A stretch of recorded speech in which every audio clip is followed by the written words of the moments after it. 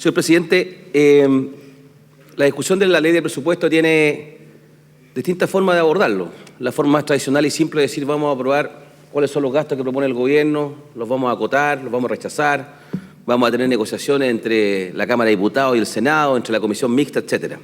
Pero otra forma de mirar la discusión de la ley de presupuesto es que es un punto en el tiempo en que se fijan los compromisos y la coherencia de un programa de gobierno.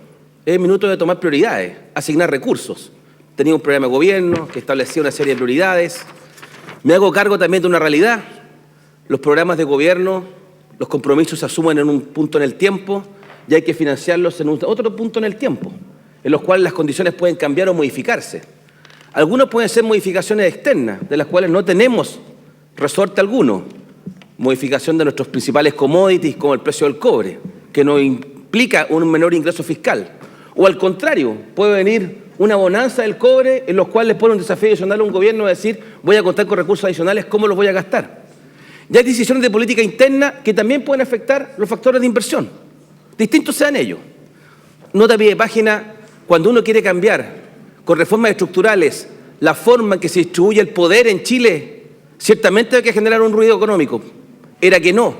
Si estamos funcionando de determinada manera y introduzco una reforma tributaria que va a hacer que aquellos chilenos que les va mucho mejor pongan más impuestos que aquellos que no les va tan bien, claro que afecta a la distribución de renta y de poder en Chile. O cuando hacemos una reforma educacional que termina con el lucro y el copago, claramente afecta la forma en que se distribuye el poder en Chile. Y eso tiene que generar un ruido. ¿Cómo no lo va a generar? O cuando quiero decir que entonces vamos a tener un sistema universitario y de educación superior distinto, afecta la forma en que se distribuye el poder en Chile y se toman decisiones hoy y en el mañana. Entonces vuelvo, el presupuesto es una oportunidad en que el gobierno, cualquiera que él sea, hace una expresión de preferencia y de coherencia respecto a lo que le afirmó a los ciudadanos. Entonces hay que combinar esto con responsabilidad fiscal. Y lo que quiero hacer hincapié en esto son dos temas que me preocupan de este presupuesto, salud y el tema de educación. En materia de salud, el ministro lo que ha hecho en el fondo fue decirnos vamos a tener menos recursos que lo que esperábamos contar cuando se asumieron ciertos compromisos. Yo me considero una persona razonable, ni más inteligente ni menos tonta que el promedio.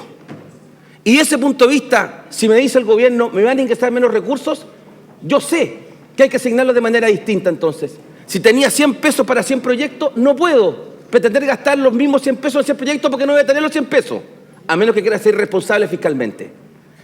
Mi cuestionamiento fue en materia de salud y que ha sido subsanado en la discusión de la Cámara de Diputados, luego de discutir en la Comisión Mixta de Presupuesto, fue lo siguiente, que los 80 pesos que me iban a ingresar y no los 100, los voy a distribuir de manera distinta, porque lo que se hizo, a mi juicio de manera incorrecta, fue privilegiar con los 80 pesos ciertas inversiones en salud y otras darle cero, como quedó Casablanca en su oportunidad o San Antonio en su oportunidad, o algunos hospitales del sur de Chile. Y lo que hizo el gobierno ahora con el concepto de, de aplanamiento de la inversión, fue decir, mire, al que le iba a poner 40 pesos que se los mantuve, le voy a poner 30 nomás y los 10 que sobran los distribuyo entre los otros y las inversiones se van a materializar en un tiempo más largo. Sí, lo que falta decir es que tal vez no todo se va a inaugurar como se estableció, que se ha dicho en el caso del 2018, pero algunos que iban a hacer durante el 2018-2019 van a ser posteriores en el tiempo, pero tiene un criterio importante. ¿Y por qué yo hice hincapié en esto? Siendo senador de gobierno y voté en contra con mucha dificultad, porque cuando hay que ordenar, porque me entraron menos recursos,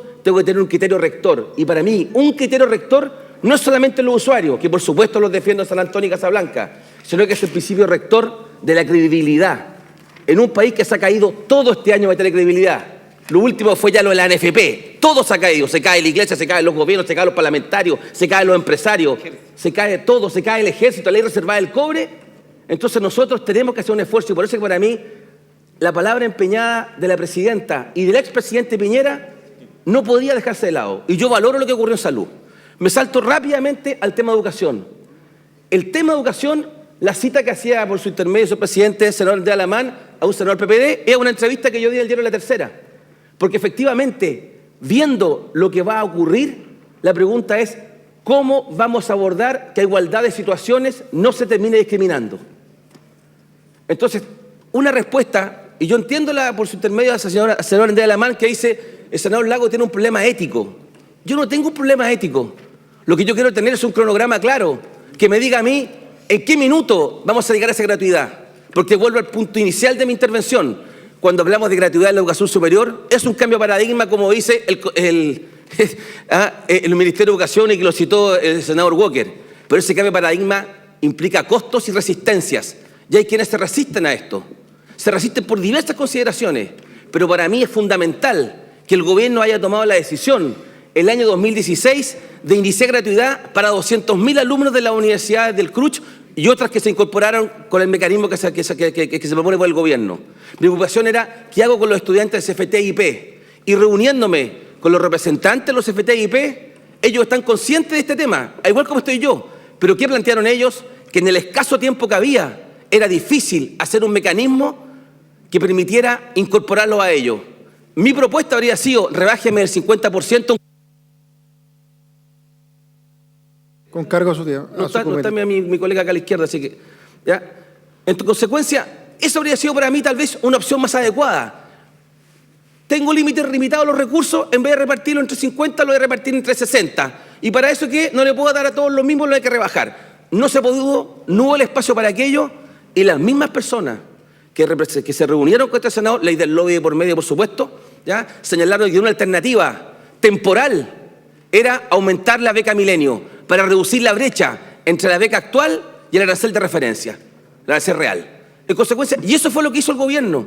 Y eso se obtuvo a partir, entre otras cosas, después de esas entrevistas que lee el senador Andrés Alamán. O sea, yo no tengo un problema ético en aprobarlo como está hoy día. Lo que sí quiero saber, y eso es lo que espero escuchar del gobierno, cuál es el cronograma que tenemos para incorporarlo. Porque quiero ser justo, es mi gobierno, pero la Ley de Educación General Superior se anunció para mayo. Después se pospuso y se anunció para septiembre. Y ahora me dice que está...